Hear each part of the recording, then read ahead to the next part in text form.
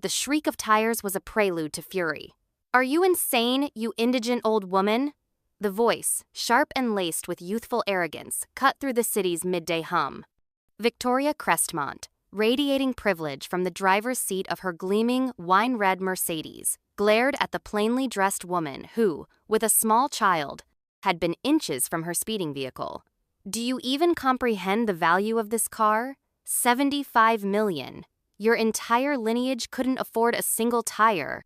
Or perhaps you deliberately wander into traffic, hoping for an accident and a payout?" The older woman, Alara Vance, remained silent, her typically serene eyes momentarily clouded by an ancient, deep-seated sorrow. She simply drew the terrified child closer, shielding her. This was the heart of the metropolis, a concrete theater where wealth was flaunted in convoys of luxury. Yet Alara, a multi-billionaire, the proprietor of over 100 prime buildings, numerous oil blocks, and a global empire, navigated it all on foot. Victoria, in her heated indignation, was oblivious that she was verbally assaulting the very magnate her father, Julian Crestmont, was ardently hoping to secure a monumental contract with. Alara, disliking the ostentation that accompanied her status, moved through the world as a woman of simple tastes, perceiving no intrinsic difference between the rich and the poor.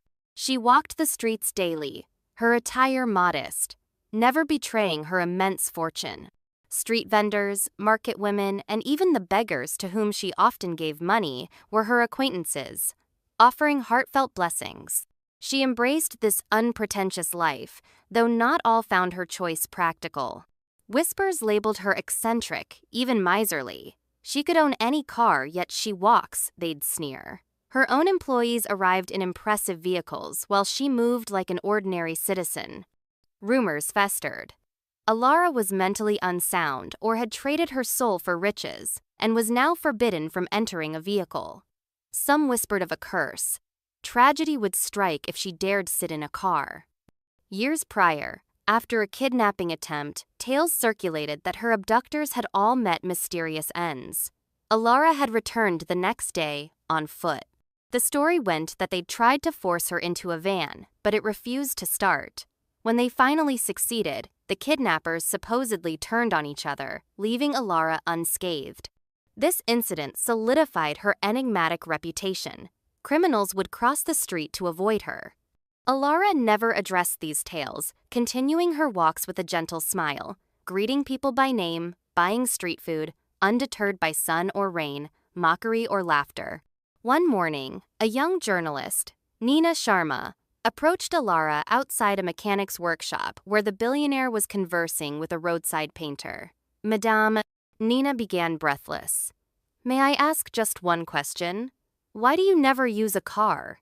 Alara smiled faintly, then turned to the painter, promised another visit, and walked away, ignoring Nina. Determined, Nina pursued her. "Please, ma'am, I'm not here to mock. I genuinely wish to understand." Alara paused, studying the young woman, notepad clutched in her hand, press tag swinging. "You want to understand?" Alara asked, her voice low and steady. "Then leave me be and stop following." With that, she crossed the road. Eager for a quote, Nina rushed after her and was struck by a motorcycle. Her notepad scattered, pages fluttering away. She hit the pavement with a sickening thud. Onlookers screamed. Nina was rushed to a nearby hospital. Many blamed Alara. "She's cursed," they murmured, their fear of her deepening. Alara, however, paid all of Nina's hospital bills and visited her daily until her discharge, unfazed by the accusation. Months later, Alara left her mansion for her usual one-hour walk to the office. The sun blazed. She encountered the young child, terrified to cross the road, the same child she was helping when Victoria had nearly hit them. Remembering Nina's accident, Alara gently took the girl's hand. The traffic light was red. As they reached the middle of the road, Victoria's Mercedes had screeched to a halt beside them. Horns blared. The street fell silent as Victoria emerged, launching her tirade. Alara, attempting to apologize, was met with further scorn. "Answer me, you poor woman. Were you sent? Looking to damage someone's expensive car, eh?" People began to gather. Not wanting the attention, Alara left the scene and headed to her office, relieved no one had recognized her. As she entered her company's headquarters, staff in sharp suits and polished heels watched her walk to the private elevator. Her assistant, Clara Hayes, a tall, graceful woman in her early 30s, awaited her, a tablet under her arm. Clara, an outstanding graduate, had risen through the ranks due to her integrity, precision, and unwavering loyalty to Alara. She was an enigma to many, Alara's shadow, rarely speaking but always listened to. Unknown to most, Clara had lost her parents in a building collapse a decade ago, a tragedy traced to a negligent construction company Alara's firm later dismantled. Their bond transcended the professional, forged in shared loss and understanding. In the elevator, Clara stood in her usual corner, focused on her tablet, yet always thinking ahead. Reaching the office, Alara stood by the glass wall, taking in the cityscape, a daily ritual of gratitude and centering before starting her day. Clara softly announced, "Mr. Julian Crestmont has arrived." Mr. Crestmont was the managing director of Crestmont Constructions, a company long vying for a contract. Alara, wary of rumors about his ethics, had been hesitant. Today, she'd agreed to see him. "Send him in," she instructed Clara. Moments later, a young, beautiful woman walked in, all smiles, then froze. It was Victoria Crestmont, the same woman from the roadside incident. Her father, Julian, had an emergency and had sent Victoria to represent him, promising to join later. She had been en route to her father's company when she'd had the near miss with Alara. She hadn't known the poor woman she insulted was the powerful figure her father so admired. Kimberly's confidence evaporated. She began to plead, "Madame Vance, I am so sorry. I didn't realize it was you. Please forgive what I said. I wasn't thinking." Alara, her expression unreadable, rose and approached her. "You didn't need to know it was me," she said quietly. "You just needed to treat a fellow human being with respect." Victoria's eyes welled with tears. "Please, I was just angry. I didn't mean." "Didn't mean to call me a poor woman?" Alara interjected. "Didn't mean to mock a stranger, to judge someone by the dust on their shoes?" Victoria looked down in shame as her father entered, smiling, apologizing for his delay. "Madame Vance, my apologies. I trust my daughter is walking you through our proposal." A tension filled the room. Alara, her face stern, informed Mr. Crestmont his company's proposal was denied. He blinked, confused. Alara explained her decision was based on his daughter's actions. "You entrusted your legacy to someone lacking discipline, empathy, and wisdom. That speaks volumes about your judgment. My company cannot take such a risk." Mr. Crestmont stared at Victoria in disbelief, then walked out, furious, Victoria trailing behind. At home, Victoria knelt, begging her father's forgiveness, recounting the incident. "You did what? To whom?" he thundered. "I didn't know, father. I didn't recognize her. I raised you better. Do you know how long I've worked for this? What this contract means?" Her father stripped her of her luxuries. Car, credit cards, assistant, apartment. "From now on, you take public transport. Perhaps you'll learn humility." Victoria was aghast. The only way to regain her life, he decreed, was to secure the contract from Madame Vance. She sat for hours, despairing, then resolved to try. The next morning, in modest clothes, Victoria boarded a crowded bus, a first.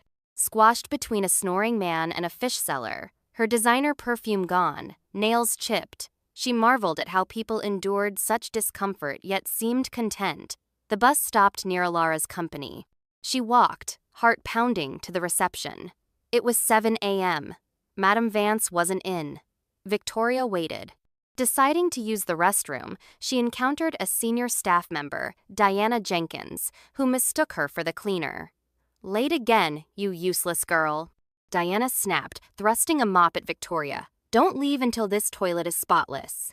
Humiliated but unwilling to cause a scene, Victoria apologized and began mopping, a task she'd never done. Her back ached, sweat dripped, but she scrubbed diligently while Diana retouched her makeup, oblivious. "Wipe under the sink, too," Diana ordered before leaving.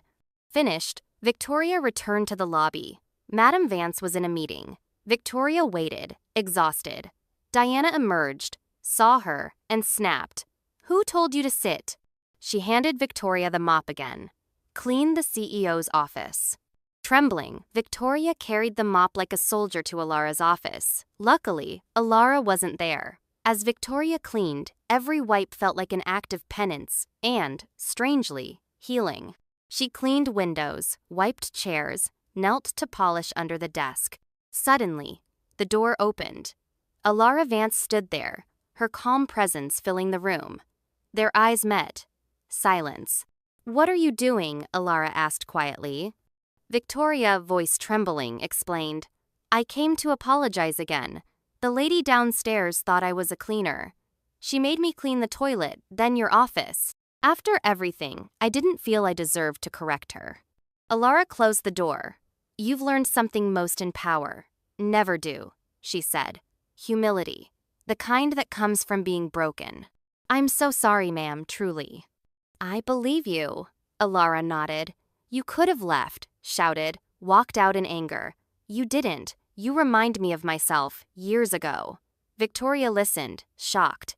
"I was once like you, proud, arrogant. I spoke harshly to those I deemed beneath me. Born into wealth, I knew nothing of true suffering." That changed one calm, wet afternoon. Alara's voice cracked. She turned to the window, blinking back tears. "I had just bought a new car, the most expensive model. I insisted on picking my daughter, Sophie, from school myself. She was my only child, 7 years old, sweet, curious. She'd often ask why I walked so much, why I never walked her to school like other parents. I'd laughed, telling her those parents wished they had our car. But Sophie insisted we walk that day. Angrily, I forced her into the new car, ignoring her protests. Minutes later, at a busy junction, a huge truck ran into us. Sophie died on the spot. Alara's voice broke completely. "I survived, but the guilt, if only I'd listened. So, I walk. For her, that's what she wanted. One simple walk. I chose pride instead." Victoria wept silently. "She died in my arms," Alara whispered. "I walk not because of a curse, but a promise. Never again would my pride cost a life. Never again would I forget how arrogance took everything." She placed a hand on Victoria's shoulder. "Now you have a choice. Will you live to impress or to impact?" Victoria nodded, a profound shift within her. Madame Alara Vance walked out, her steps slow, sacred, as if a tiny pair of invisible feet walked beside her. Victoria, stunned, sat outside Alara's office. Clara Hayes approached her. "Go home," Clara said softly. "You've done enough." "I'm sorry if I caused trouble." "You didn't cause trouble," Clara replied firmly. "You exposed it." Clara then walked to Diana Jenkins, who was scrolling on her phone. "Diana, come with me." In the HR office, Clara said, "Do you know who you humiliated this morning because she didn't look expensive enough? You belittled her in a company built on dignity. It doesn't matter who she was, it matters who you are. Are you firing me? I'm releasing you from a position you never respected." Clara placed an envelope on the table. "Next time you meet someone in plain clothes, remember it's not the fabric that defines them, but the weight of their story." Diana left, stunned. Weeks later, Victoria joined Alara's company's internship program. No special treatment.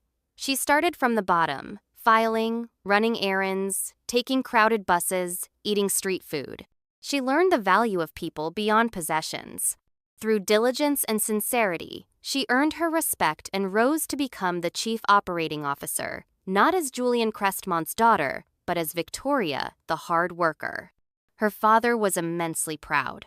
Alara Vance continued to walk, indifferent to whispers. True success, she knew, wasn't in cars driven, but lives touched.